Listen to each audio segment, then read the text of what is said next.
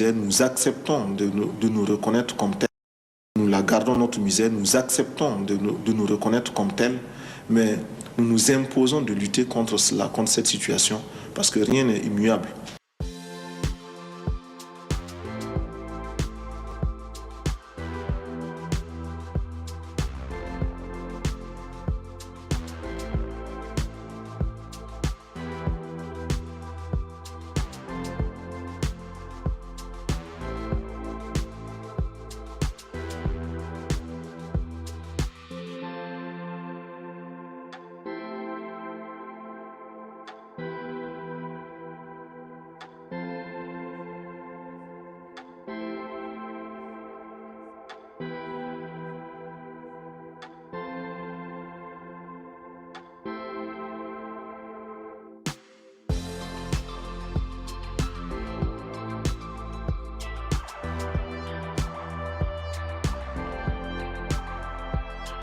Un capitaine de 34 ans, grand admirateur du colonel Gaddafi, a pris le pouvoir dans un coup de force qui a fait 5 morts et une quinzaine de blessés, dont 6 Français.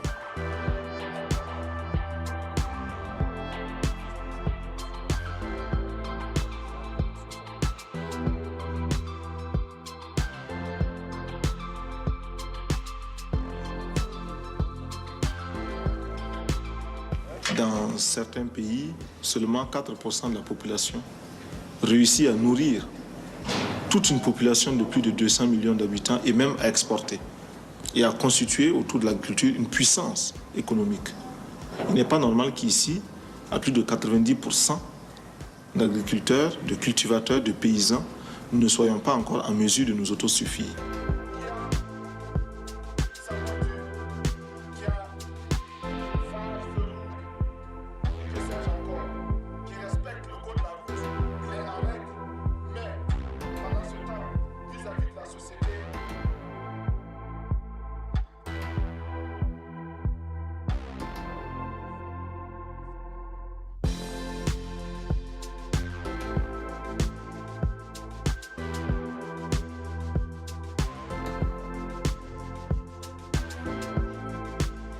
Haute volta, cela ne voulait rien dire pour personne, en particulier pour nous, Burkinabés. C'est un nom qui ne nous renvoie qu'à un passé colonialiste. Par contre, Burkina Faso est un nom puisé dans le terroir même, qui a une signification dans notre langue. Qui veut dire patrie des hommes honnêtes. Voilà. Welcome to GAN TV. My name is Malik Lenzanzo. Today is a very important day. We've asked Dr. Gnaka Legoke, Assistant Professor of History and Pan-African Study at Lincoln University, founding member of the Convention for Pan-Africanism and Progress, CPP, and organizer of the Thomas Sankara annual conference. Welcome, Dr. Gnaka. Yes. Good morning, Malik. Good morning. And thanks for the opportunity. Of course. Welcome to GAN TV. It is a pleasure to have you with us. I've been trying to get you on this show for a long time. Can you hear me okay? Looks like your image is frozen. Yeah, Dr. Gnaka probably have some difficulties with his internet, but we will make sure that we bring him back. If you are still hearing what we're saying, just give me a thumbs up, and then I will bring you back on the screen. We will have this conversation with Dr. Gnaka, who happened to be, just like I just said, one of the founder. When it comes to this movement around the Thamas Sankara leadership. So we were playing a clip of Thomas Sankara. We're going to continue to play that clip until Dr. Gnaka get back to us.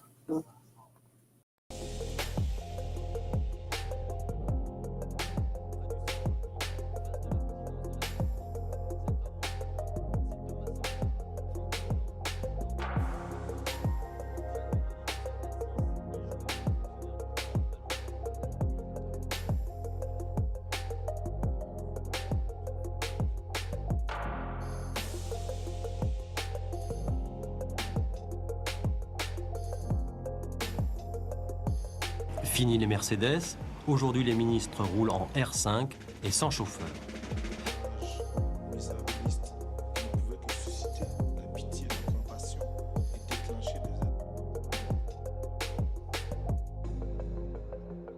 Nous attendons que les pays riches, vis-à-vis des pays moins riches comme nous autres, aient une attitude moins paternaliste.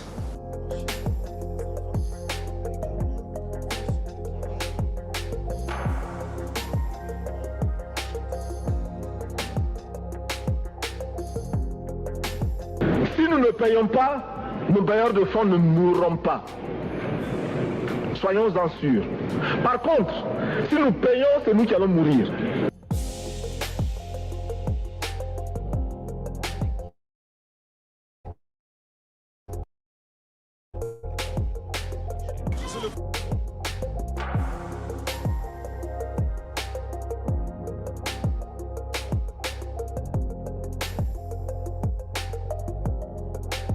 C'est dans ce contexte, Monsieur François Mitterrand, que nous n'avons pas compris comment des bandits comme Jonas Savimbi, des tueurs comme Peter Botta ont eu le droit de parcourir la France si belle et si propre. Ils l'ont taché. C'est un homme un peu dérangeant, le président Sankara. Hein? Non, c'est vrai, il vous titille, il pose des questions, quoi. Avec lui, il n'est pas facile de dormir en paix. Il a le tranchant d'une belle jeunesse. Voilà, doc, we are back. Dr. Gnaka with us. We were having some difficulties connectivity.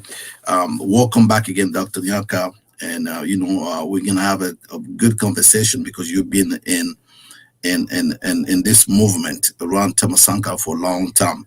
Can you please tell us maybe a little bit about yourself and how you get into this movement, and also who was Thomas Sankara? Hello? Again, we're still having difficulties with Dr. Gnaka's connection. It keep being frozen. Dr. Gnaka, can you hear me? Hello? On your side, because I just sent you a message on email and it went through. So I'm here. Let's try and see. Yeah. So were you able to hear my question? Oh, no. She said that I've been working on like a very long time in that. They've been promoting Thomas Sankara's legacy. That's the only thing I heard. Yeah. Yes, of course. Yeah, that's what I said. And then your part, on your side, it was actually frozen. So here's the thing. You've been promoting Thamas Sankara legacy for a long time, and I was just trying to see if you can tell us how you get into involving in this movement, and also maybe tell us a little bit about yourself, how you get involved into this, and who was actually Thomas Sankara, for those people who still don't know who was Mr. Thomas Sankara was. Okay, I don't know why the connection is acting up this morning, but I we can honored. Yeah, I'm very privileged to be here with you on your wonderful platform and to talk about one of the Africa's greatest.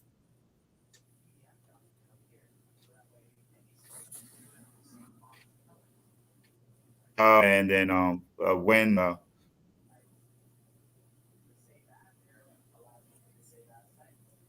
politics and to Pan-Africanism at an early age, and then when I was in high school, Thomas Sankara was beside was the greatest African resistant, and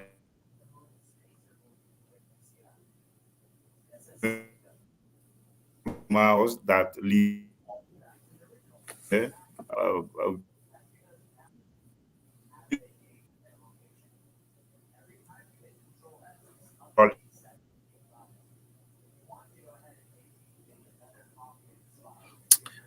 well, I think, and then yes, so I decided to read more and then try to know more about him. And luckily for me, I have one of my professors. I think he was teaching us French, and he was from Burkina Faso.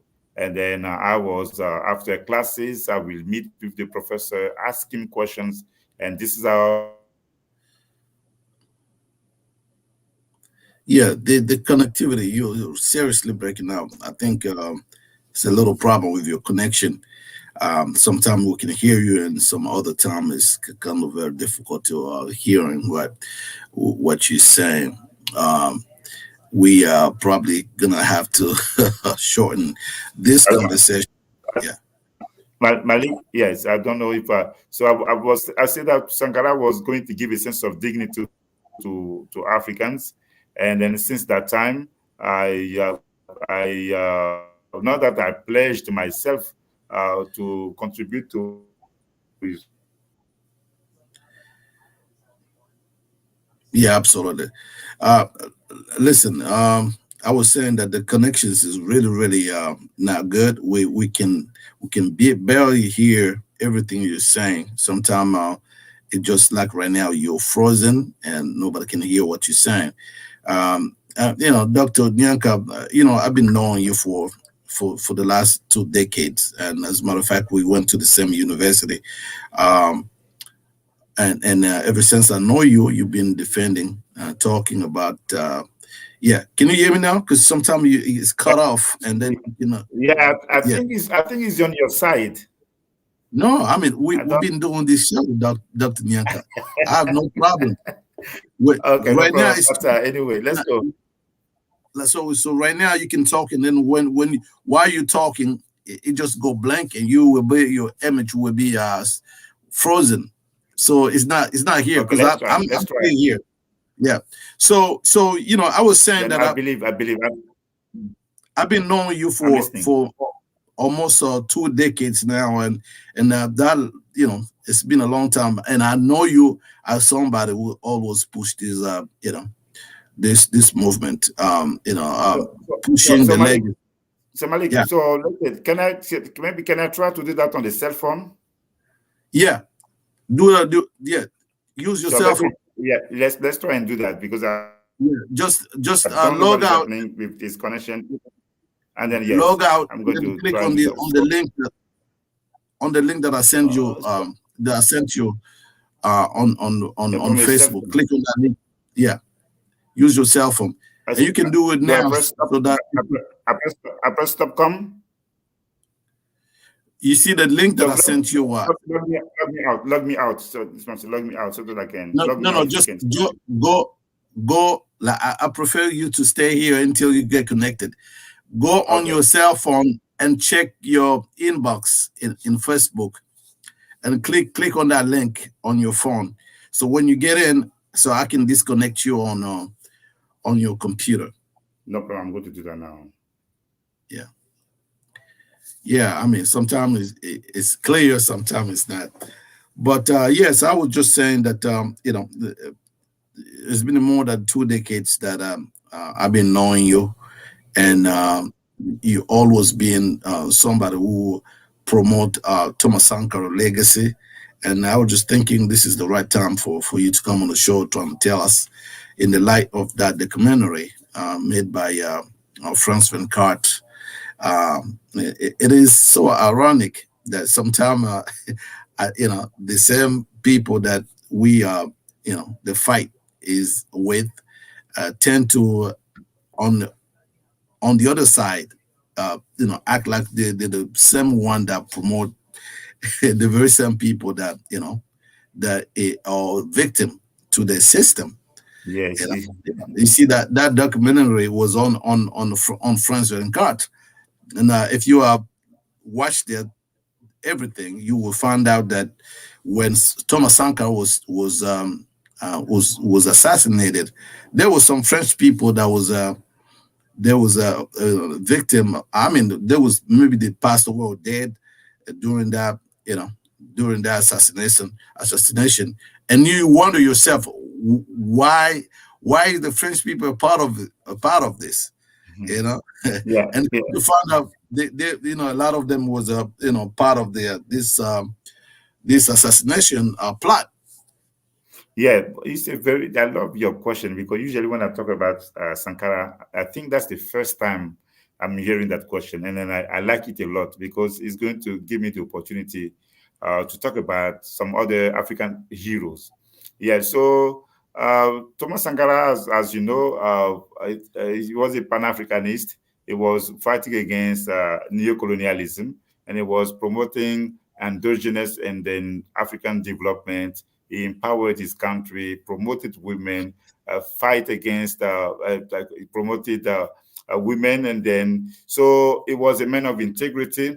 And now the question is that why Thomas Sankara seemed to be seen in good eyes by the very people who yesterday had interest in his assassination and his elimination, because this is part of imperialism. If it's like us, everything that they do has to be marketable. And then today, if you talk about Thomas Sankara, because of his legacy, because because his name is engulfing, because he's so popular, he's inspiring the people's power movements in Burkina Faso, in Senegal, in Mali, in Guinea, in Ivory Coast, everywhere. So the imperialists will take that opportunity to produce documentaries, reports, because they know that there is a captive population of people who are going, you know, to be watching and taking into account what they're doing. That's one of the reasons. And then, so because one day I had some people say, oh, yes, why the Europeans talk so good about Nelson Mandela? So Nelson Mandela is certainly a sellout. No. No. You know, that's another reason. When the Europeans, when they fight you, they will try to destroy you. So when they do not succeed, somehow they may acknowledge that you won a victory. And then there are some people who are people who really believe in justice in the European world, and the neo-colonialists will use the system in order to promote your legacy. So this happened with Nelson Mandela, and this is happening with Thomas Sankara. And then so now for people like me, like I said, I was young and I believe in Pan-Africanism. Kwame Nkrumah, Nelson Mandela, Thomas Sankara, Jerry Rawlings, and then Patrice Lumumba, many others. And then I wanted to do something, to contribute to the revival of Pan-Africanism. And then my friends and I, in 2007, we launched a Pan-African platform called the Revival of Pan-Africanism Forum. And then as we were organizing those conferences from a Pan-Africanist perspective, there was a time we put the pictures of all those Pan-African heroes, Garvey, Malcolm X, King, Mandela, Winnie, many others, and we were doing that. And in 2012, certainly under the injunction of higher intelligences, we decided to organize a Thomas Sankara conference, a Thomas Sankara annual conference in 2012. We did the first edition, second iteration, third one, and then in 2014, the people of Burkina Faso organized and they put an end to the 27-year rule of the very men who killed Thomas Sankara, Blaise Compaoré. And then, so this is how those who organized the revolution in Burkina claimed the values of Thomas Sankara. And this is how the name of Sankara came back again. It was like a kind of resurrection. And since then, his name has been engulfing. So people like us, when it was not even sure, when it was not certain, when people thought we were preaching in the desert, when people thought that we were wasting our time, we believed that it was the right thing to do. And then we were so confident that some favorable historical factors will come in order to vindicate us. And this is what happened with the Burkina Faso Revolution. And this is what is happening today with the trial that started on October 11. And since then, we think that Africa is really marching towards the destiny of its unity. And then we are pleased and excited to be among those who are doing that work. Absolutely. Listen, you are talking with somebody who actually know you pretty good. There's no question about that. You started as a student from Howard University, fighting for those values, and it's a project that when I see the fruits, and by the fruits I mean the people of Burkina Faso realizing that in order to celebrate the memory and the legacy of Thomas Sankara, justice had to be, given to him and to his legacy. And you're part of the people that, through the years that I've been knowing you, you always push that idea. Let's talk a little bit about that young man. So let's keep in mind, Thomas Sankara was assassinated when he was only 37. Or 37 years old, and in the documentary we were playing, as a matter of fact, there's some stuff is here. I would like to put it on you can see this one of his conversation when he was in France with President Jacques. I think that was a Mitterrand. And you can say a fearless leader, African young leader, visionary, that was stood up to one of the most powerful president in the world, and tell him speak truth to power. One of the only person capable of doing that on the continent. But you can also see the diplomatic way, as the diplomatic way that Macron was responding to him, just because he knows that the camera was on him, but behind the camera, I think the feeling about this young man was completely different. People didn't. He was somebody who they didn't want around because it was too dangerous, especially for young and the future of Africa. If he had continued to do what he was doing, it was actually a path to liberation. I want you to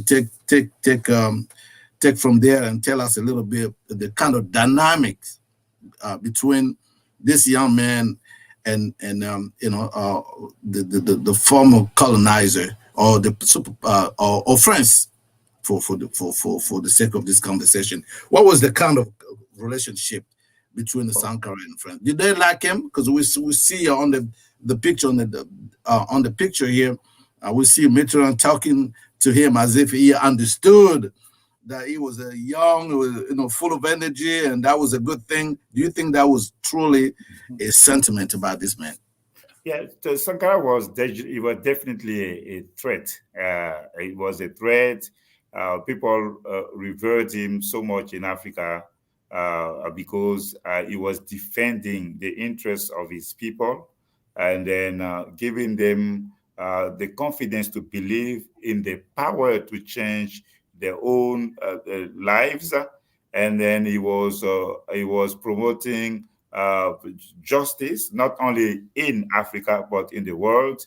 And Thomas Sankara was an anti-neocolonialist. And then when you talk about anti-neocolonialist, you talk about the greatest neocolonial power in Africa, which is France. Then therefore, he was going to become a threat. But when he was in power, before they found the opportunity, to overthrow him through his second in command, Blaise Compaoré, who was going to become the puppet of neocolonialism when he married a protege of the former president of Ivory Coast, Félix Houphouët-Boigny, and who was defending or preserving the interests of France in West Africa and in Africa. So Sankara was therefore a threat. Then it needed to be eliminated.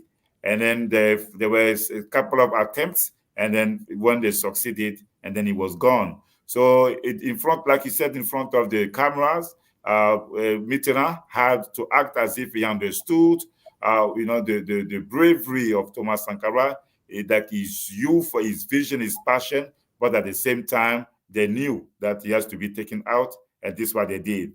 So today we may not have time to talk about all the people who had interest in the elimination of Thomas Sankara, but believe me, it was not just France.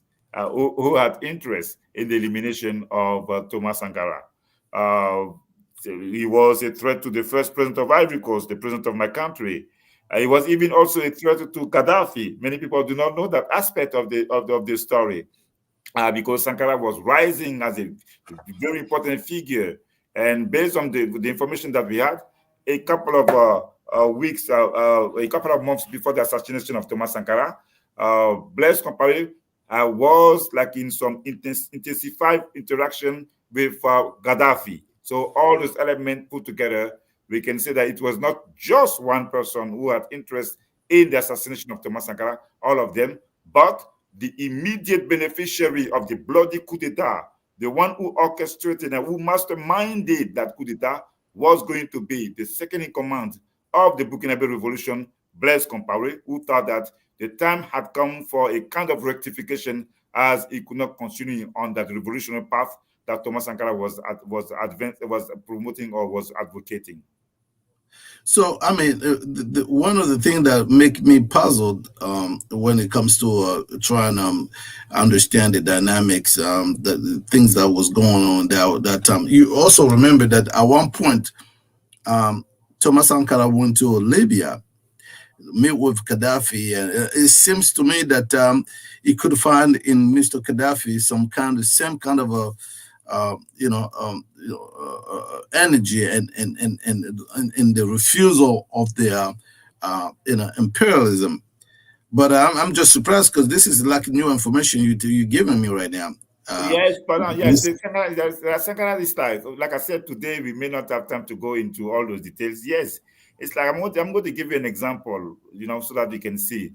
So I heard, I'm not saying somebody told me, I heard, I saw on internet Nelson Mandela talking about Robert Mugabe and saying that Mugabe, there was a time Mugabe seemed to have, like you looked at Mugabe had interest in Mandela remaining in prison, because before Mandela came out of prison, Mugabe was seen as the hero in South Africa and so and so. So when Mandela came out of prison, so Mandela overshadowed every leader on the African continent, and I can even say all the leaders in the world. So Mugabe, according to Mandela, expressed like a sense of jealousy, because this is also part of the human nature. So some people can feel threatened by Thomas Sankara because of his ideology, because of his political stance, but there are some other people who could not stand his charisma. He was just charismatic, and then he was young, handsome, eloquent, and he has a clear vision for somebody who was not even 40. So all the things, this is what I was saying, that there were many people who had interest in this assassination. That new development is very interesting because we tend to only believe that these things happen just because some superpower don't like Africa to rise. Now it opened my eyes on the relationship we have among us African ourselves. So this give me second thought about why we're not getting what we want. It looks like part of the problem is ourselves. This is the analysis. This is, and I don't have any problem talking about that. I had that debate several times with many people who claim to care about Africa. I always talk about the African issues from two dimensions. We have that endogenous dimension, and then we have that exogenous dimension. In endogenous dimensions, we listen, jealousy, envy, like some stupid competition, and then so people who think that they should be the only one to shine, and then so this is part.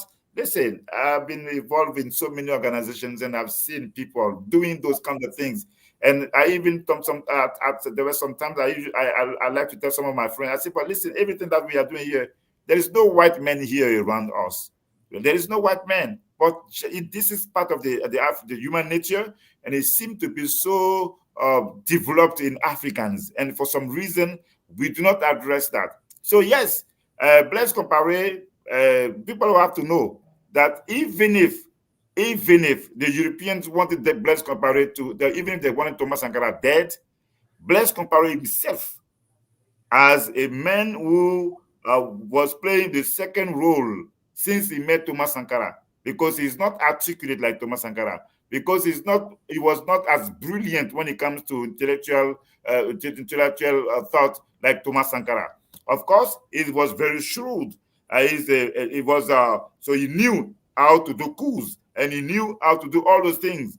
And then when he saw that, when Thomas Sankara was in prison, the revolution that brought them to power, Blaise, the military camp of Po, was the one that went to try and free Thomas Sankara. So when you think that the guy became leader because of you, then you can think that, sooner or later, that you are the real man who has the real power in the country. And then Sankara was rising, shining, and they were young. Sankara maybe was going to be in power for maybe for 10 more years. They could not wait. And this, we have to take that into account, because when you talk about the CIA, yes, the CIA was involved in the assassination of Patrice Lumumba, but Mobutu, he had some personal ambitions. And this is what the Europeans used in order for them to do what they did in Congo. The same thing with Thomas Sankara, with Blaise Compaoré, with Thomas Sankara. And guess what? As we're having this conversation, I'm going to talk again about Ghana. Remember, those people who were fighting against Kwame Nkrumah because they thought that Nkrumah maybe was not arrogant enough, that the power should come to the people who claim to be the great descendant of the Ashanti Kingdom. They did what they could do, siding with the Europeans against Kwame Nkrumah.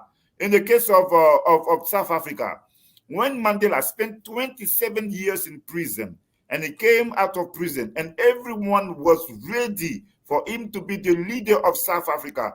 When they were doing this negotiation, the last hurdle, the very last hurdle, when the Europeans were about to accept Mandela to become the president of South Africa, the very last hurdle was who? Buthelezi, the leader of the Inkatha party. And it is only when the power of the Afrikaners, the military of the Afrikaners, the tanks, when they enter the KwaZulu-Natal, and this is when Buthelezi realized that he could not continue to do what he was doing. And there was a black-on-black crime, but led by Buthelezi, manipulated by some Europeans. This is also the sad history of the tragedy of the African leadership.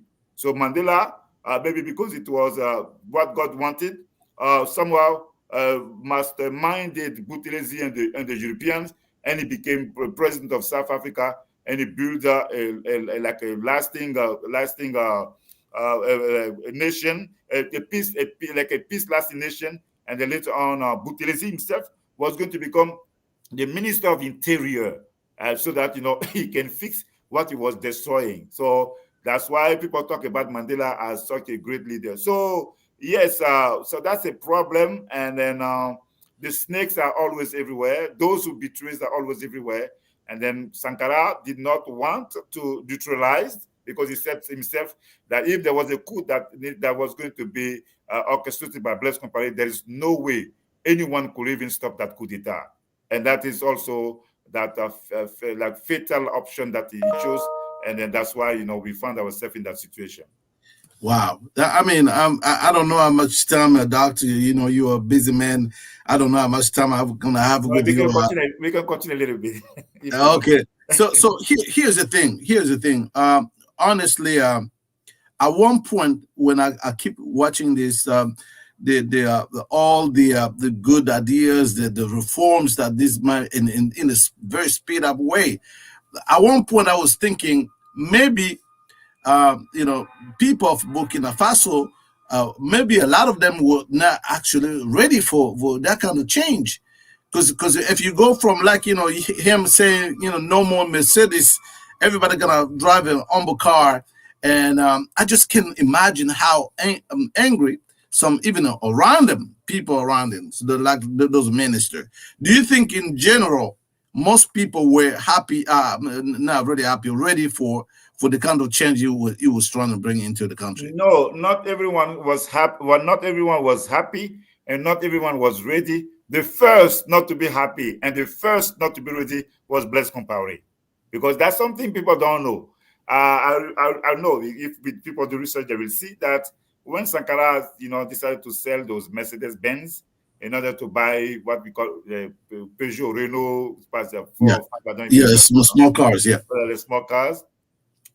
So Blaise Compaoré was driving a Peugeot 405 or Peugeot 504, like a Peugeot 504 or 405. Even when the president himself was in that Renault 5 or Renault 5, Blaise, yes, people don't know, Blaise did not want to give up that Peugeot 405 or 504. So people have to know that. And then that was the first thing. And another element I remember, based on some information that I collected, when Sankara, when he will travel, people will give him gifts, sometimes money, sometimes many other things. When he comes, they will put that like in the coffer of the state. He say, "Well, this is for the state." And Blaise, I think he went to, after his wedding with Boigny, he received some money, and then he was asked to put that money in the account of the state. Blaise Compaoré, he refused. He refused. So this is some of the things people need to know. And then sometimes they think that Blaise Compaoré just did it like that. No, it was that was his nature. And Sankara somehow thought that the guy was not going to. He was not going to do it, but he did that coup. So in Burkina Faso, many people were not ready because there were some people called the petit bourgeois. They wanted to hold on to their privileges, and some people, the idea of sharing was not strong enough in Burkina Faso or in many parts of Africa, and therefore, some other people did not want to lose, the privileges, and that, yes, so many were not ready, but we can say that the majority of the Burkinabe people supported him. That's why he could last.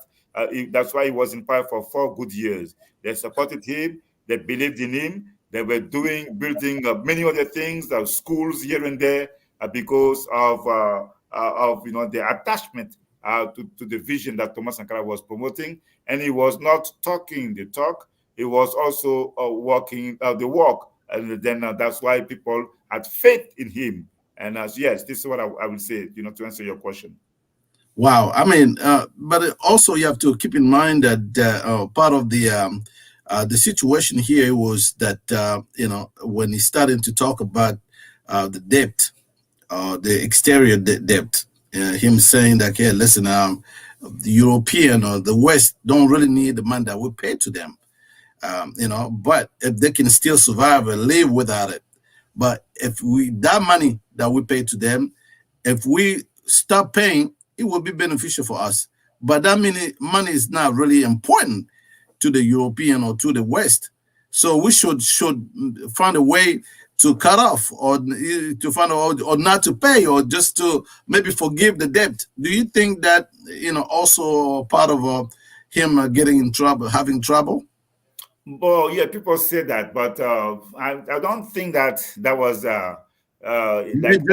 like he said himself. Let's decide to all of us together not to pay the debt, because if we don't, if I were to be the only one, the next summit of the African Union, the organization, I won't be here.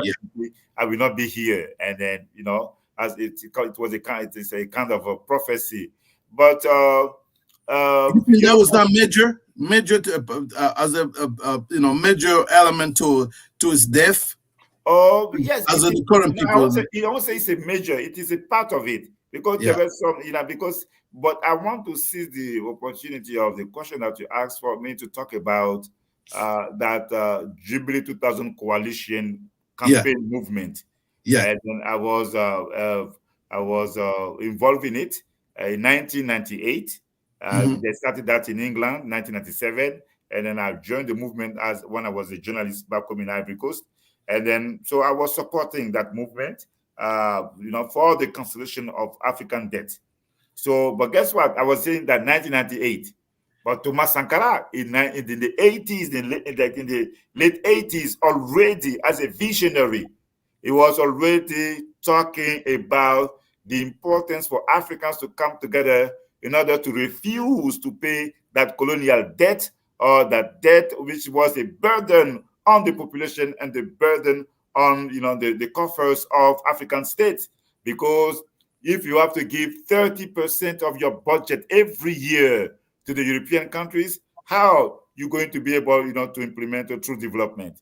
So that's why when you talk about the burden of debt, you talk about climate change, you talk about women empowerment, you talk about literacy, you talk about all those issues. Sankara was on top of his game, and he was on point. And so for me, they wanted him to be gone, not so much because of the debt, but certainly because that's the very reason why they killed, they tried to overthrow Kwame Nkrumah. I think that was the reason why they wanted to kill Thomas Sankara, because the crime of those people who enlightened those divisional leaders, they enlightened the African masses. They empower the African masses. They give us the ability to believe in our own power. The Europeans, the imperialists, do not want that. They want us to see ourselves as what? Helpless and hopeless, with no compass, with no leaders, with no positive role models. This is what they want. That's why when they destroy our leaders, they want to convince us that they did the right thing because those people were against the interests of their own people. No, Sankara was enlightening the African people in the 80s. Beside Mandela, don't get me wrong, Mandela was here, the greatest African leader, because he has inspired generations of Africans and generations of people across the globe since he went to prison in 1964. And Sankara, of course, spoke against apartheid when many leaders in Africa were scared, to denounce apartheid. So these are all the reasons why Sankara is so important, in the history of Pan-Africanism and the history of Africa. Absolutely. But you know what? You said something very important. Something to be always keep in mind, especially for this young generation. This man's job was to remind them that actually whatever you're looking for outside is already here. And part of that conversation was him talking about the 4% or 40% of the people in Western countries were able to feed the entire country, only 40% with agriculture. Yes. So you see 40% of people doing the agriculture in the Western hemisphere, and they will be able to feed not only the country but also export whatever they will the fruit of their agriculture. But and then you will compare that with almost 90% of the people involved in agriculture in Africa, and they were not successful to even feed the people of their own country.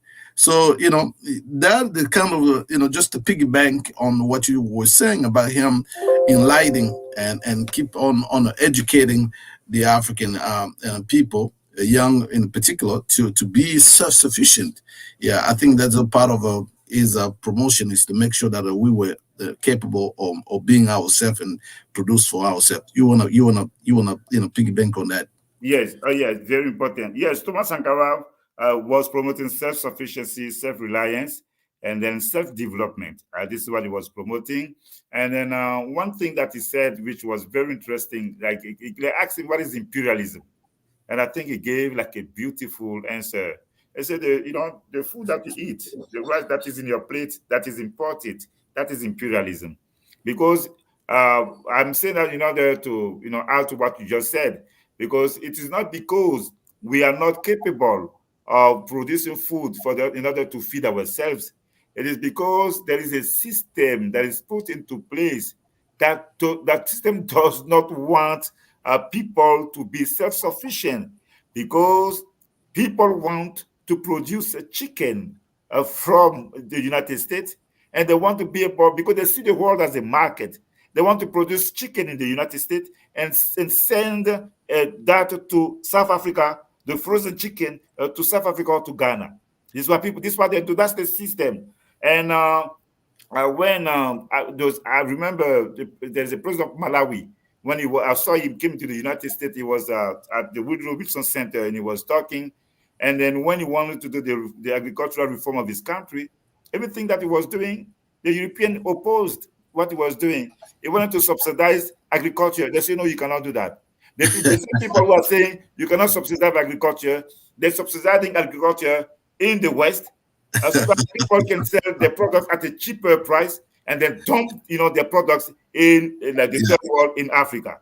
So this is some of the things that Sankara opposed, and that's why he was like a real threat. And but for us to understand that he died for his passion, he died for Africa, we need to have many thousands of the millions of Sankaras, as we can see today, as his name is engulfing on the continent of Africa, from Burkina Faso to through Senegal, Guinea, Mali, to Kenya, to Uganda, to the southern part of Africa. We need to have leaders with vision who want to promote self-sufficient, self-reliance, and self-development. This is what we need so that we can reduce our dependency on the international market, and this is how Africa can become what all of what we want to see. Yeah, I mean that's a solid point that you're making, but at the same time, what we're seeing while we are fighting against imperialism, we still see that the former colonizer, because keep in mind that there's 14 countries that was colonized by the French, and what we've been seeing over the last decades or so is that, I mean, if you will, after 60 years of so-called independence, we still see the presence of that former colonizer very, very, very much alive in the way it still operates, and our natural resources still not benefiting our people. And you see that when it comes to the politics, it looks like we always they're always making sure that we stay in that mindset of we depending and the people depending on on the in this particular case on France, for example, recently. And I know you have a chance to watch the so-called of Africa French Summit on the last 8th of October in Montpellier, where young Africans were invited to meet. We're supposed to be young African, young French, or young European. But it turned out there was just a selected number of young African invited in France to have a conversation, and this is some kind of a summit with young people. And the idea was that building the future of France and Africa relationship. When you see that kind of kind of operation, what was your reaction to it? What did this conference, this summit, make you think of? So I have like some conflicting feelings or emotions. I was zen. I'm not surprised, but at the same time, it makes me smile, and then I told myself, we are definitely winning. We are winning. And this is what many Africans some Africans don't want to see. So what do you mean we are winning? Are you thinking that because what's going on in Africa, this is, some people will talk about their African Spring, when they see how the young African are actually kicking out some of the dictators in some a part of West Africa, when European or even French, for the sake of this conversation, is seeing all this young African, the energy is keep rising up. Do you think they was trying to bring him even closer to hear them, to listen to them, so that they can have a clear perspective of how these young people are thinking? Because it's always, they say you have to always keep your enemy closer to you. Is that a perspective that you are tempted to even think about? No, the reality is that I'm going to explain why I say we are winning in a few, but the Europeans, they think that, they know that there is an awakening on the continent of Africa. They know that. they know that there is an awakening on the continent of Africa. And they know that in 2012, the Yanama movement in Senegal ended Abdoulaye Wade's desire to extend his presidency in Senegal. Macky Sall is not certainly Thomas Sankara, but he came to power after the people of Senegal ended Abdoulaye Wade's presidency. 2 years later, the people of Burkina Faso organized in the name, for the same reason, but contrary to what happened in Senegal and Burkina, they claimed the vision and the legacy of Thomas Sankara. 2014. 1 year later, one of the accused in the trial of Thomas Sankara's killers, Diendere, who was the head of the special forces, wanted to do a counter coup d'etat. 2014. The people organized, and then the coup d'etat was a failed and a foiled one. And again, the Pan-African consciousness reached another dimension. And then I can even talk about the resistance of Babo Laurent in Ivory Coast. Despite everything people were saying against him, he resisted against French neocolonialism. His trial for 10 good years mobilized Africans across the continent in the name of Pan-Africanism. And the opportunity was seized for people, to denounce French neocolonialism. I can continue and talk about Bobby Wine in Uganda, who is organizing and who is fighting against Yoweri Museveni. We can talk about Malema in South Africa, who launched the Economic Freedom Fighters as a political party.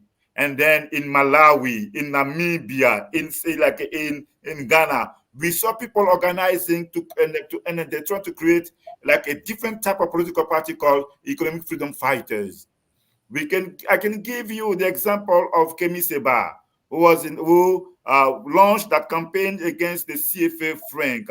And then there were simultaneous conferences organized in Africa and in the European capitals against the CFA franc, to the point that the French government decided to go and then masterminded. They went to try, and then they said they want to change the name of the CFA franc to ECO, which was the currency that ECOWAS was putting together, but the ECO was going to be initiated by the former French colonies. And then, so listen, I can go on and continue. So, and then, as you know, people organizing and promoting the legacies of Thomas Sankara, of Patrice Lumumba, Kwame Nkrumah again, who is the greatest Pan-Africanist on the continent. And Mandela is still there, has that great example. Africa is waking up. Of course, we have our own issues, jealousy, envy, competition, everything. But there is a real awakening on the continent of Africa. So leaders like Barack Obama wanted to meet. He met those the African youngsters. Sarkozy wanted to do the same thing because they know that the population in Africa below 35 is more than 60%, and they want to tap into the future of Africa to try and then co-opt some of those Africans, the same thing that they did during slavery, colonialism, the same thing that they did in the aftermath of independence, somehow in order to maintain that France-Afrique, that the French want, to continue, which is against the interests of the people of Africa. But as they were doing that, I was a little bit disappointed when I saw many Africans were attacking those who went there. Many people who went there, they spoke the truth to power, to use your expression. They told friends where we stand. Of course, they did not talk like Kemi Seba. They did not talk like the way I would, but they spoke about some very important issues. And Macron heard that. Now they want to put together a fund, to give money here and there. Yes, some people are going to be enticed, but this is not going to change the destiny of the continent of Africa, because Africa is marching towards its unity. And then there are so many things that are happening on the continent of Africa. And then we are excited to be living at that very historical moment, and we are contributing to elevate that Pan-African consciousness. And that's why I said we are winning. That's why we are. I mean, listen. You make very excellent point, and especially on this particular point when you said that there were some people that went to France and they were prepared to talk to the president of France face to face and tell to speak truth to power. But at the same time, I was just thinking, that was a very useless exercise. It was a very useless exercise of the time, because they didn't have to go to France to express that anger.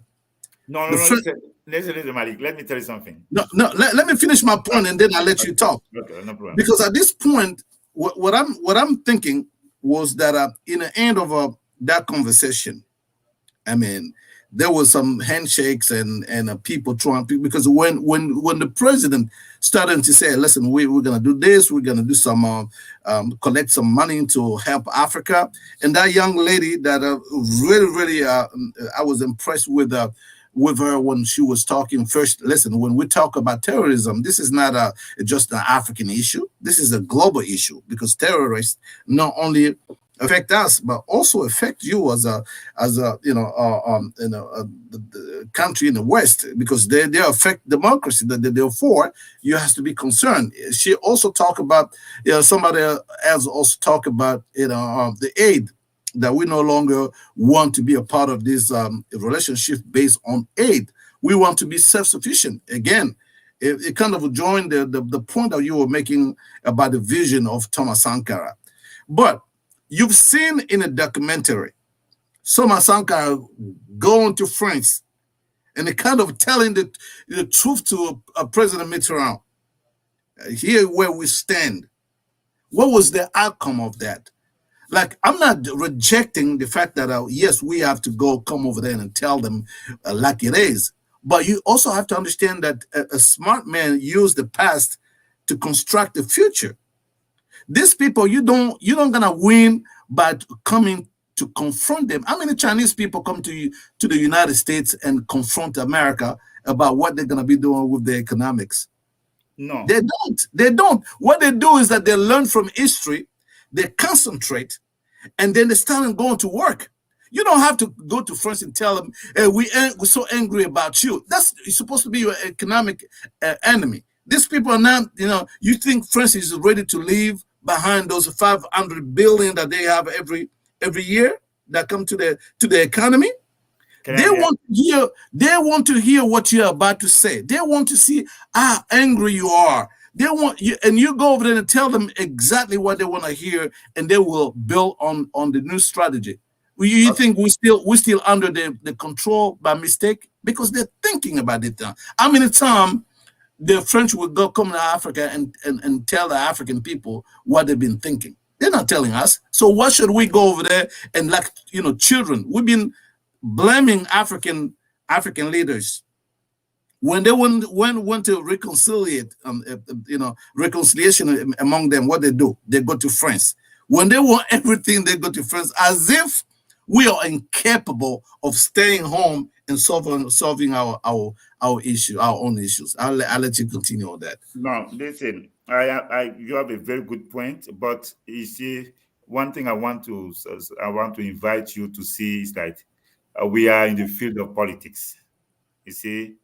And then one thing I would say, and then I think you're going to agree with me, Macron as a president of France, is a newsmaker. Do you understand? Yeah. Macron is a newsmaker. So even if they will not act upon what the African youngsters spoke about, but meeting with Macron, talking with Macron, responding to Macron, immediately the media of the world are obligated to report what you're going to say. That's why when Natalie Yamba went to Sochi and then she spoke in Sochi, what she said, it was not going to be as viral as it was when she went to Sochi. That was in Russia. It was the youngsters were given, those people were given the opportunity to speak. And then she spoke, and most of the media of the world will pay attention. I think that this is one thing that we have to know, that it was the positive aspect in the conversation.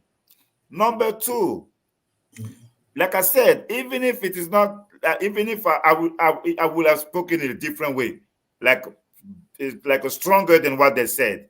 But even if what they said, it was still great. They spoke about Sahel, like you said, and there was even a lady who spoke about Thomas Sankara. Do you understand? So all those things, we have to see that we are seizing the opportunity of all those political spaces in order to advance the interests of Africa, of that Africa that is awakening. That's the second positive aspect. The third element that I want people to understand is this. We cannot always talk the same way. So I had a friend who works at the International Monetary Fund. And then I was telling him, listen, I am talking about the sovereignty. It's not because I'm not working at the IMF. I should not be the only one to talk about the sovereignty of Africa. You too can talk about the sovereignty of Africa, but in your own way. But it is when you talk about the sovereignty of Africa in your own way. I talk about the sovereignty of Africa in my own way. And then Kemi Seba talk about sovereignty of Africa in a different way. And then we know that the common denominator of our talk is sovereignty. Now they know that on this, we have come to a consensus. But if we want to blame those who went there, we want to burn them, we are not doing politics. So my point is that they did what they could do, and then we could not go there, and many people who could not go there, we are doing what we are doing. They have not betrayed Africa. If tomorrow there is something, and then we know that some of those names of the people, they are serving the interests of France to go and try and plot with them to eliminate some other people, then we can say that those people are the enemies of Africa. But so far, saying that they were enemies, that's too strong. I think some people did that. But right. I believe they did what they're supposed to be doing. Yeah, they did it. I'm just giving you my perspective based on. I was educated as a political science scientist. Mm-hmm. You know that. So my strategy is not. That's why I told you about the Chinese strategy. I was going to come to that Chinese. I will come to that when we finish. So I think at this point we've seen great leaders in Africa. Those who speak truth to power. We have them a lot. We have Lumumba. That he was straight. He went to them straight. Tell them exactly how he felt. It didn't last long. Sankara that we're talking about today was animated about what he was doing, and it didn't last long. Mandela was lucky enough that he ended up in jail, and then maybe that's the only reason why he even lasts long, because they keep him too long. So based on, and we can talk about the rest of them, the Kuroma, everybody. My perspective nowadays is like, okay, based on that experience, should we only produce people who are capable of going to talk to you, the West in a very, aggressive way, or telling them what we think? Because we seems to applaud that a lot in African people. Even if you see we see parties in Africa, the opposition that is more likely to have supporter is the one they call the radical opposition. And sometimes it's just radical for the sake of being radical. That's not, I want you and me to be on the same page here. That's not what I promote. I'm not promoting that. I understand diplomacy. I understand politics. And to be honest with you, the fact that the president of France, bring young African to do politics with them, for me, is already disrespectful to our leaders. We might disagree with them.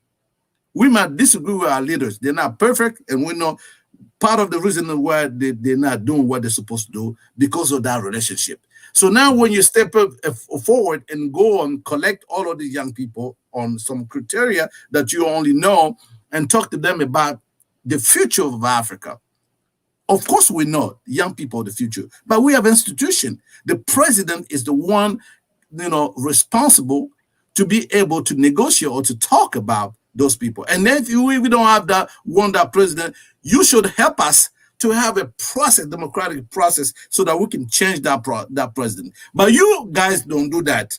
You don't do that. You don't help the democratic process. You don't help to make the democratic institution stronger. All you have to do is that pretending to give power to young people in a certain way, and then talk about how we're going to be helping you, entrepreneurship, all that kind of stuff. I think that was BS. No.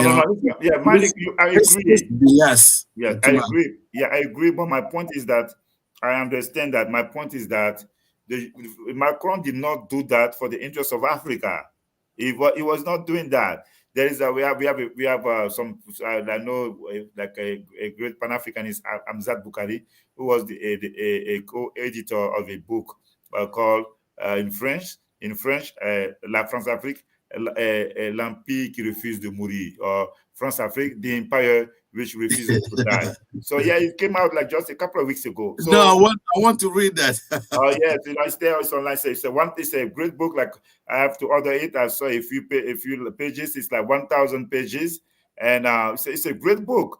And then so if you go online, you can see that Amzat Boukari Yabara, that's his name, who published a book, Africa Unite, and he is a co-editor of that book with some other Europeans and some other people. So yes, so they are doing that because they know that they are losing. This is what I was saying. They're doing that because they are losing Africa. Because the Chinese, we may not like the Chinese, but they have shown that they want to do some business with Africa. Russia is back. Russia is not talking about giving aid to Africa. Russia wants to do a business with Africa, and Russia wants to contribute to preserve the security of Africa, as it is doing that in the Central African Republic, and now Russia is in Mali, and then Russia again is in Ethiopia because the Ethiopian leader Abiy Ahmed, when he came, who was presented as like maybe let's say the Obama of Ethiopia, but later on, this is his ally, the United States, somehow maneuvered to weaken his power in Ethiopia, and today he's trying to have stronger relationship with Russia. So this is the reality. The image of French is going down, as I was talking about that awakening on the continent of Africa. So now they think that they can seduce, entice, and corrupt some African leaders.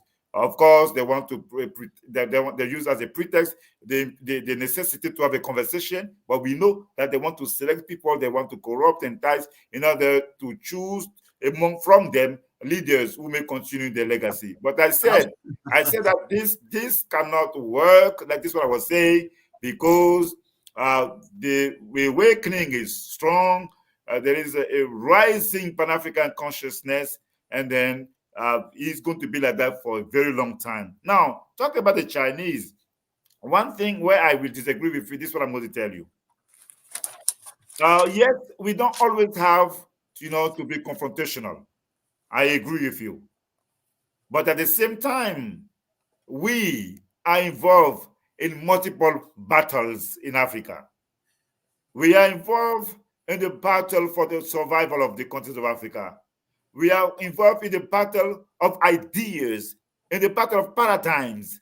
So if today the European, the West, they say, you know what, neoliberalism is the theory, that is the only framework, that is the only paradigm around which we can do development. If you are against that, then it means that you don't want to do development for your own people.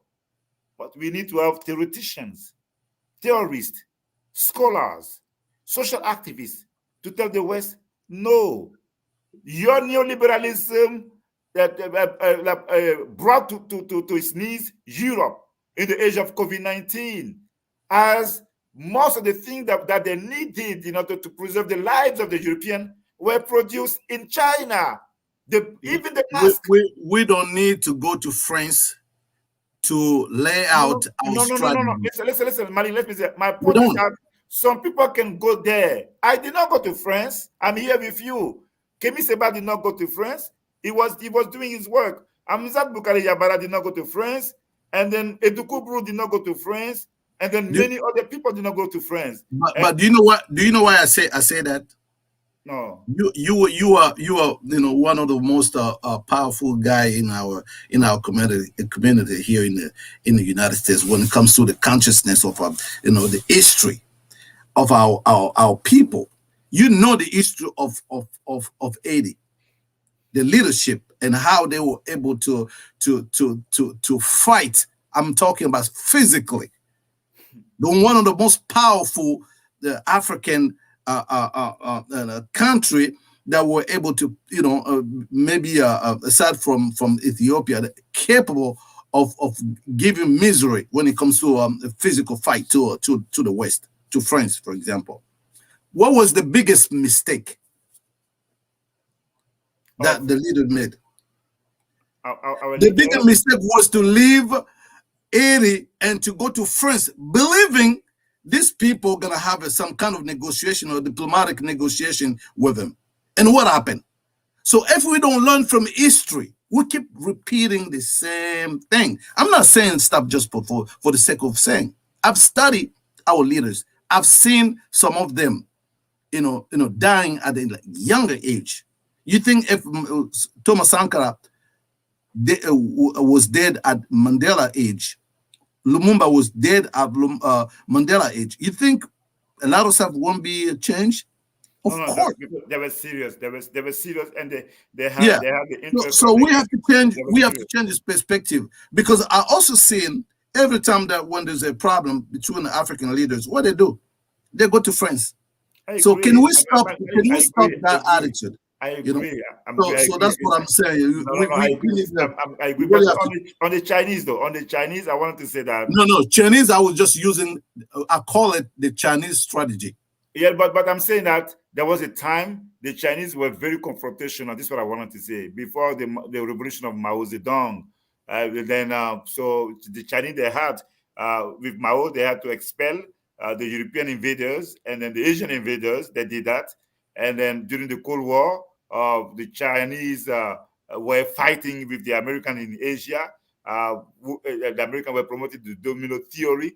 The one who was promoting socialism or communism or protecting the communist movement, like in Asia was China. So there was a time, and even today, I read three days ago, I read the president of China saying that the unification of Taiwan and mainland China is an imperative. So my point is that they're not just quiet doing development. When they can, they attack and they oppose. They're not gonna come. Then the Chinese people are not come to the United States trying to talk about that. They will stay home and make clear and send a message. And if you see the former ambassador of the UN, Nikki, I think Nikki Haley, talking about the fact that America should never leave that part of the world, because the minute they leave, China will take over. And this is gonna, whether you like it, it's gonna happen. You know why it's gonna happen? Because the Chinese people take the time to work on it. They don't just come and bark. African people bark a lot. And what I'm trying to tell you, my friend, is like, okay, barking is good. Okay, you have to do this. We here in the United States since the 60s. We've been having great leaders, the most outspoken Black people when it comes to leadership and here, United States. You see the Martin Luther King, you see the Malcolm X, you see the Marcus Garveys of this world. So my thing is that strategy is good. How much this have advanced our cause? You know what? Because we tend to believe it's because we have that, oratory power or talent. You think you're gonna solve problem that way. We need to go to work And we don't know, taking our youngsters, make them to believe that in order for you to make change in Africa, you got to go and talk to a French president that only speak on behalf of the oligarchy. No, Malik, we're not saying that. I'm not. This is my point. It's a waste of time, my friend. My point is that it's just a portion. It's just a small. Now we've seen that already. In this document, you see your man Sankara, our brother Thomas Sankara. Go to France, speaking to that man. When the president of France, Mr. Macron, was answered to him, you can see the anger, but he didn't tell Sankara, "I'm so angry against you." No. Listen, Malik. Don't go. I agree. Listen, I agree. That's why when I'm talking about African issues, that's why Mandela, for me, is one of the greatest examples. The greatest. Yeah, so he's one of the greatest. I understand that. I agree.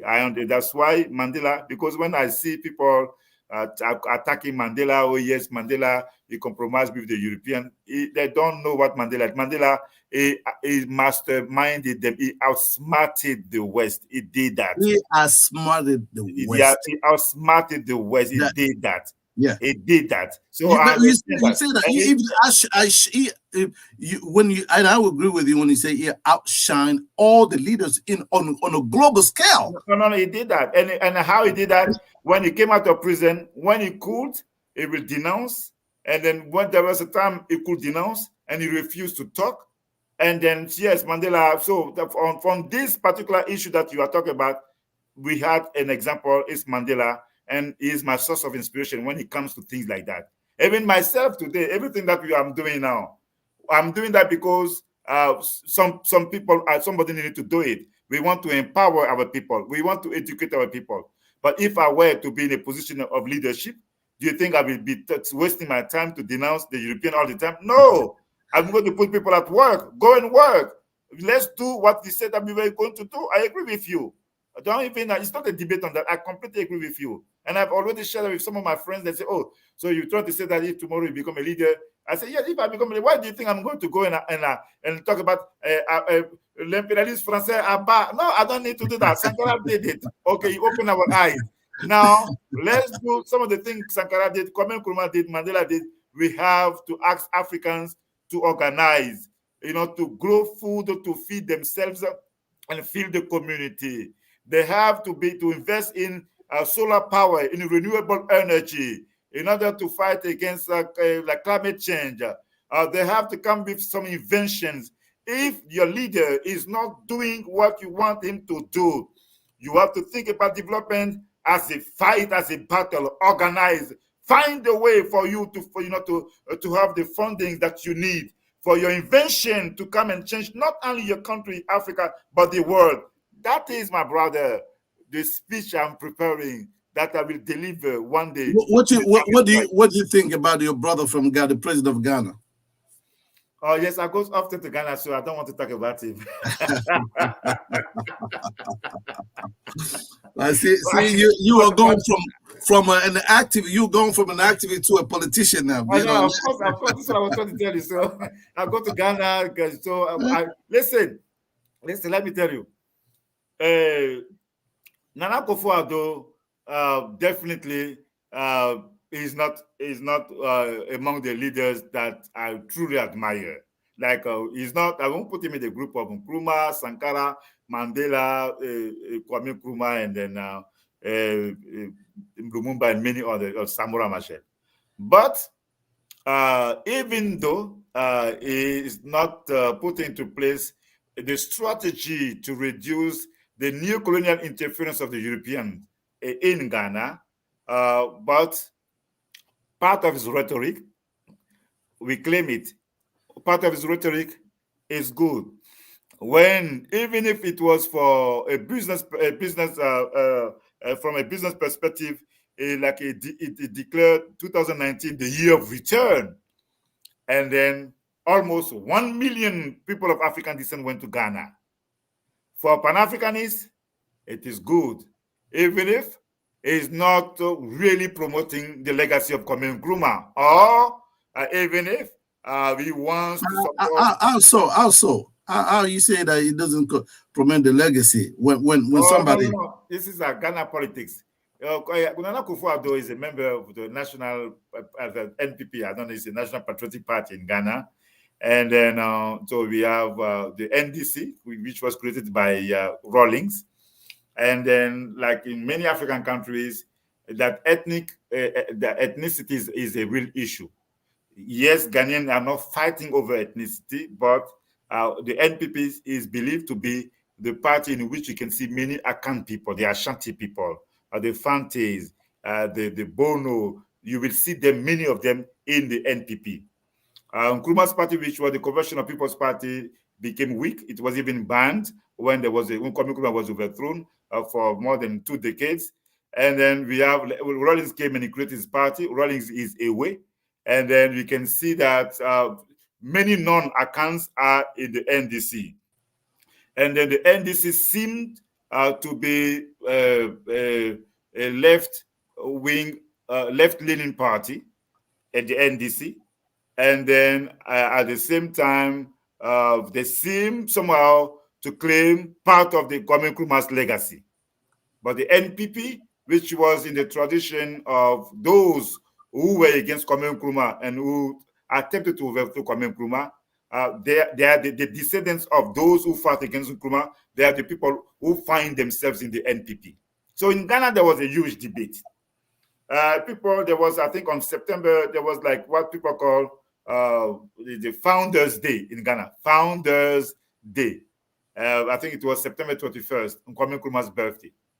So the NPP people, they had to fight and to convince the Ghanaians that Kwame Nkrumah was not the sole founder of Ghana, but the Big Six. So we're like the founders of Ghana. So now they organized. There is now another holiday in Ghana, which is about the Founders Day, with founders with in plural with apostrophe day, and contrary to September 21st, which was founder apostrophe and S day for Kwame Nkrumah. So this is many people see this as a strategy to reduce, and we saw also in the rhetoric. What's his name? John Kufuor came out a couple of maybe weeks or months ago, or maybe years ago, attacking Kwame Nkrumah as Kwame Nkrumah was not a visionary leader. So they tried to do all those things, and it is meaningless. It is like there is no way it's going to work because yes, we were talking about Kwame Nkrumah. Yes, we were talking about Thomas Sankara. We were talking about Nelson Mandela. But Kwame Nkrumah, the role that Kwame Nkrumah played in the history of the world, in the history of Africa, is major. So you go to Mali, you go to see a statue of Kwame Nkrumah there. You go to Ethiopia, it is there. You go to different places, it is there. So Nkrumah is like the greatest Pan-Africanist. As Ghana was the first to be independent, he was the first to be the Prime Minister of Ghana when Ghana became independent in 1957. So even the year of return that Nana Akufo-Addo decreed, like in 2019, even that, it is the tradition, the Pan-African tradition that Kwame Nkrumah started. No. To be honest, and you're doing good. Trying to put things in perspective. And Kwame Nkrumah is one of the pillars when it comes to African liberation. And he said, Ghana won't be free until all Africans, all African countries will be free. But to be honest, my question was not to try to put the let me finish on that. So when Nkrumah was a leader, then before Nkrumah became the leader of Ghana, it was difficult for people to organize Pan-African gatherings on the continent of Africa. That's why main Pan-African conferences were organized in London, in Lisbon, in New York, in all those places. But now, in 1957, what many people do not know, or many people refuse to remember, that at the swearing ceremony of Kwame Nkrumah in 1957, the young leader of the civil rights movement, Dr. King, he was there. and he delivered a sermon speech in the birth of a new nation, in which he was promoting Pan-Africanist ideas, encouraging Black Americans to go and help rebuild Ghana. So Ras Makonnen settled there. Maya Angelou was there. Later on, there will be like many African American leaders and people of African descent going to Ghana. It was the golden age of Pan-Africanism. Louis Armstrong among them. All of them. Muhammad Ali. So now when people come and they talk about the year of return, it is the tradition that Kwame Nkrumah started, which was opposed by the ancestors of the NPP. This is also history. There's no way they can erase that in the memory of the Africans of the world. So yes, but for me, despite all the things, is an African leader. We need to defend him. One day when he opposed Macron, I know you might have seen that. Many people were happy. We liked it. When he's standing against the West, we applaud that. But when he's trying to contribute when he's trying to reduce the legacy of Kwame Nkrumah, of course, you say, you know what, President, you don't have to do that. There is no way you're going to succeed in reducing the legacy of Kwame Nkrumah. This is what I will say about Nana Akufo-Addo. I've never met him, but he seemed to be a very sympathetic person. And then, yes, but I love Ghana, and that's the most important thing.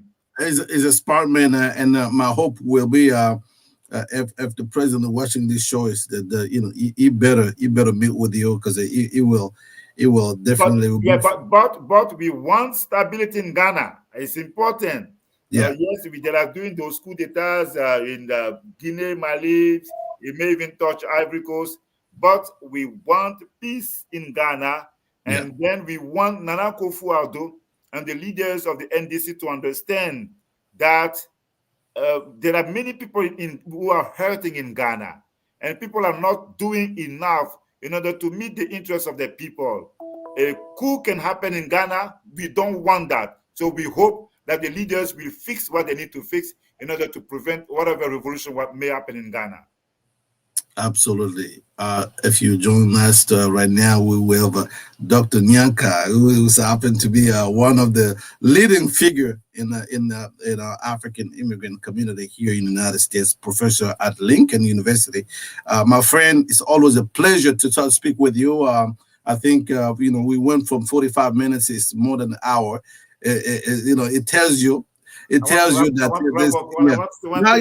I'm gonna give you the last word to conclude, because you have to keep in mind, we don't want you to only think that this is the last time we want you here. We want you to come more often, because this is the best time for us, for our youngster, to get leaders like yourself to keep on educating. We're both educators. We have to continue to do that work of educating our youngsters. So I'll let you finish give you some kind of a conclusion before we finish. Thank you. I've seen parts of your platform, but I'm really, really pleased. I want to encourage you, to commend you for this platform. We need to multiply platforms like yours, so that we can own the conversation, so that we can contribute to the debate and give our perspective as Africans, as proud sons of Africa. It has been a privilege all my life to work to promote Pan-Africanism and then the legacies of Pan-Africanist leaders like Kwame Nkrumah, Nelson Mandela, Thomas Sankara, Govan Mbeki, Walter Sisulu, and then Steve Biko, Winnie Mandela, Samora Machel, and then many of the Julius Nyerere. And then so this is what we are trying to do. So we launched in 2007 that platform, the Revival of Pan-Africans Forum, like I said in the beginning, when the network was acting up on my side. And then after that, we decided to launch a Thamas Sankara annual conference in 2012. And then we've been doing that. And on Sunday, we're going to have a conference on the Thamas Sankara annual conference. The topic is going to be about the legacy of Thomas Sankara and justice for Thomas Sankara. 3 speakers, Mjiba Freewatt, my friend, who is in Ghana, Dr. Akil Kalfani, who is in New York, and then Aziz Fall, who was the coordinator of the campaign for Thomas Sankara. And then who is going to join us. Those three will be talking on Sunday. So it's a privilege that we've been somehow encouraged by the divine to do what we are doing. Pan-Africanism is back. There is an awakening on the continent of Africa. And then we think that the time has come for us to build a stronger unity in the midst of the Pan-Africanists, so that we can reduce the influence of neocolonialism. So my friends and I are seizing the opportunity of that awakening on the continent of Africa after meeting a number of people in different parts, in different Pan-African gatherings in Ghana, in South Africa, and different other parts. We decided to put together a new Pan-African movement, the Convention for Pan-Africanism and Progress. The website is cpp-ubuntu.org. And then we are doing that. And then contrary to Nkrumah, who was promoting scientific socialism, we claiming the Ubuntu philosophy, which is about humanness and which is about African collectivism. And we think that around that Ubuntu philosophy, we need to build a new political system in Africa, a new African economy, a new African cultural revolution, a new African educational system, and many other things that we are doing. So thank you very much, Mali, for the opportunity. Listen, like I said, if you are joining us right now, I'm talking to Dr. Gnaka Legoke, Assistant Professor of History and Pan-Africanism study at Lincoln University, Pennsylvania. Founder, Dr. Gnaka is actually founding member of the Convention for Pan-Africanism and Progress, CPP, and organizer of the Thomas Sankara annual conference that he was actually speaking about. So, again, like I said before, this is not the last time we're going to be having Dr. Gnaka on our program. We will look forward to see him back here again. He's a very busy man, organizing conferences and trying to always, educate our people here in the diaspora, but also those who have stayed home. So, Dr. Gnaka, I don't know, you probably one little last word, or No. Listen. Maybe one thing that I forgot is that when we are fighting for the decolonization of Africa, that's something I need to say. It can be a conclusion too. Is that we did not talk too much about it. As I was talking about Ubuntu, Thomas Sankara, the word Burkina comes from that Maori language of the Musi, Burkindi. Which is the Maori variant of the Ubuntu that people talk about in South Africa. But a thing that is important, because even though I was talking about how he contributed to the decolonization of his people, the mind, by the name from Upper Volta to Burkina Faso, he was following the tradition of what people did in northern Rhodesia. It was going to be called Zambia on upon independence. In southern Rhodesia, it was going to be called Zimbabwe, or what people did, what Kwame Nkrumah did, when from Gold Coast, he renamed the country Ghana after. Don't forget, we're gonna come back. We're gonna come back on. We're gonna bring you back, sir. We are out of time. We appreciate your insight. As a professor, it's an ever-ending, job of educating our people. And believe me, I will bring you back on this program to give us more information, because I know, we don't want to continue to say that one of our erudite, when he's passed away, is an entire library. That library will be here on the Gain Show. Again, thank you guys for watching. Thank you, Doctor, and I look forward to speak with you another time. We are out of time right now. I know you will come back and bring us some good information pretty soon. So you take care of yourself, and I will speak with you another time. Okay, guys. So we conclude our program for today. Please stay tuned and always be connected to GAN TV. There's a lot of good stuff will come up. We have good speakers that will join us from time to time on this platform to give you their perspective on what's going on in the world. That was Talk to Me with Malik Lenzanzo. Our guest today was Dr. Gnaka. So as for me, I speak with you another time.